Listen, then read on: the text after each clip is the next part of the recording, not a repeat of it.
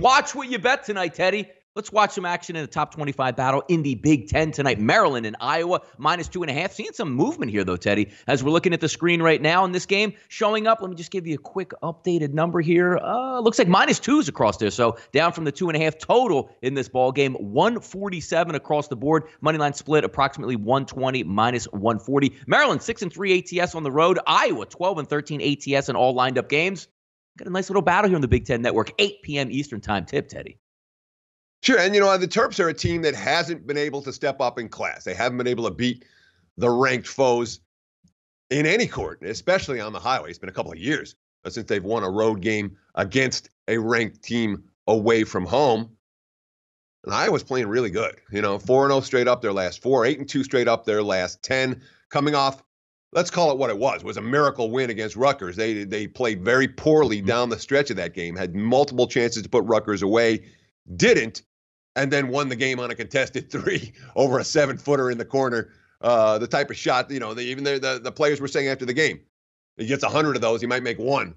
Well, he made the 1, and Iowa got the win, did not get the cover in that ball game, however, which is a potential here with the line 2.5 today.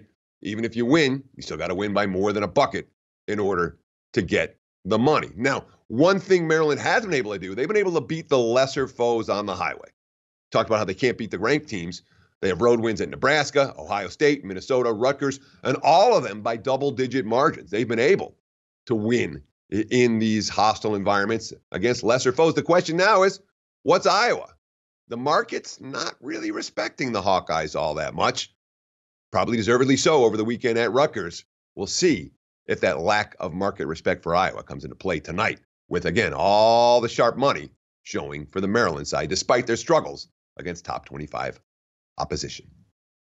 Yeah, that Iowa 3-point shot that actually went down at the buzzer, even glanced off the side of the backboard. Probably couldn't make that 99 out of 100 times, but it actually went down. It was amazing when I watched it. They actually pulled that game out. But if you did cash a nice little ticket on Rutgers in that game, didn't mind so much there in that game. Florida State heads to Littlejohn, Teddy, to take on the Clemson Tigers in this one. Florida State running hot. We got some interesting line movement today. Opened up at -2 offshore, came down to about a pick 'em. Now looks like it's settling, Teddy, about -1. FSU was 12-13 against the spread in line games this year. 1-1 against the spread as an away dog and 7-5 in conference. Clemson, very good winning games at home, Teddy, at an 11-2 straight up clip, but only 6-7 against the number at Littlejohn. Should be a good matchup in the ACC tonight. Yeah, and I mean, Clemson's coming off 2 absolute nightmare games where they lost by a single point each time. 56-55, they got the money against Louisville. Miami game before that. And both those were roadies. Now back at home, as you mentioned, they've been much better at Littlejohn Arena. But I don't know that I'm going to rush to step in front of Florida State right now. They have played very good basketball here in February. They're up to number 20 in the Ken Palm rankings right now. And, of course, 7-1 straight up, 6-1 ATS their last 7. And the only ATS loss during that span, they won by 10. They were laying 12 against Georgia Tech. I can understand the Florida State money in this ballgame. I think they are the better of these two teams. And I don't love the spot for Clemson, who's had victory taken away at the last minute each of the last 2 contests. Sometimes that has a mental effect on a team, even when they return home.